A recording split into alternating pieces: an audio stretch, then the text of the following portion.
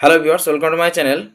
আজকে এসএলএসটির কয়েকটা গুরুত্বপূর্ণ আপডেট আছে যেটা নিয়ে আজকে আমরা এই ভিডিওতে আলোচনা করব।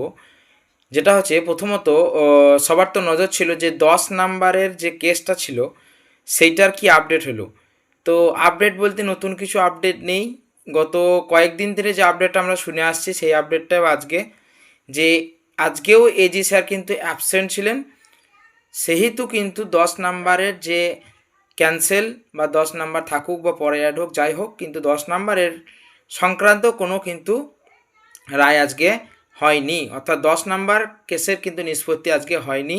কারণ সেই একটাই, এজি স্যার কিন্তু আজকে উপস্থিত ছিলেন না। আগে গত কয়েকদিন ধরে আমরা যে কারণটা শুনে আসছি আজকেও একই কারণে কিন্তু 10 নাম্বার মামলার কিন্তু কোনো নিষ্পত্তি হয়নি। দ্বিতীয়ত আরও দুটো গুরুত্বপূর্ণ তথ্য আজকে আছে এসএলএসটি 2025 নিয়ে, যেটা হচ্ছে আর একটা গুরুত্বপূর্ণ রায় কিন্তু এখানে দেওয়া হয়েছে।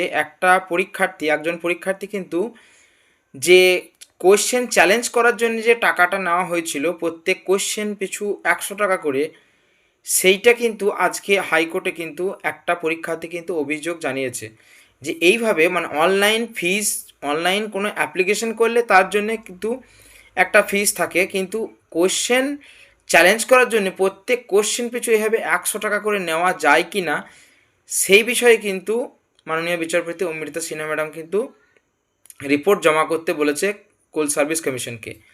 কারণ ভাবুন, মানে অনেক কোয়েশ্চেন যেগুলো আর কি মানে ভুল, যেগুলো আর কি অবাঞ্ছিত ভুল আছে, মানে স্বাভাবিক, মানে এটা নর্মালি বোঝা যাচ্ছে যে ওই কোয়েশ্চেনটা ভুল হওয়া উচিত নয়।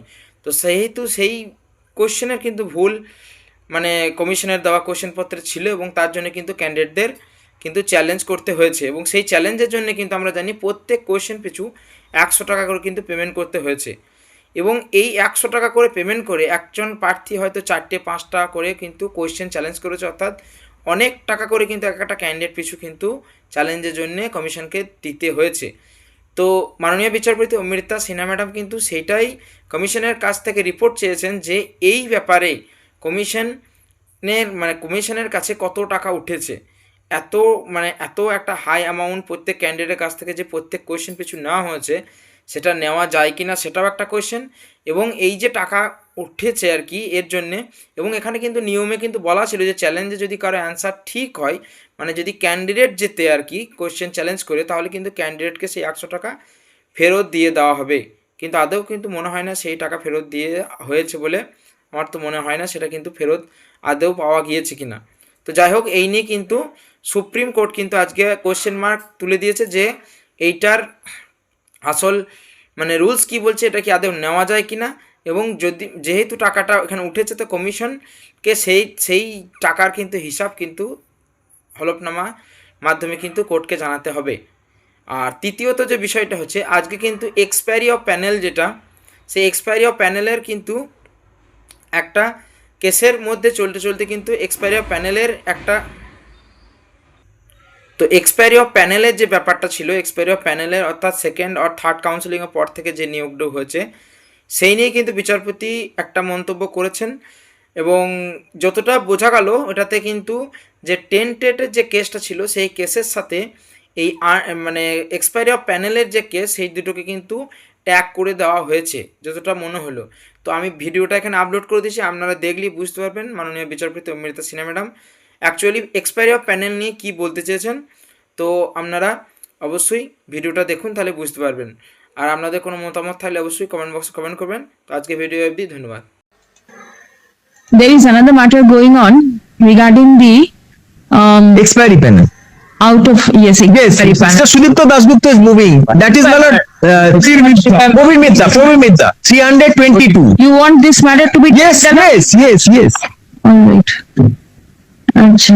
I'm taking election shortly. Give me the WPA number of 6917. let the petitioner's name features in the list of tainted candidates. Stop. The petitioner is aggrieved by the same. Stop.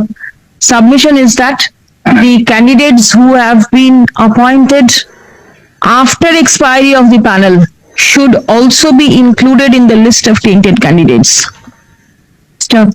The commission has deliberately, with an intention, with a malafide intention of saving a few candidates, comma, have not included the names of such candidates who were appointed after expiry of the panel in the list of tainted candidates. Stop paragraph.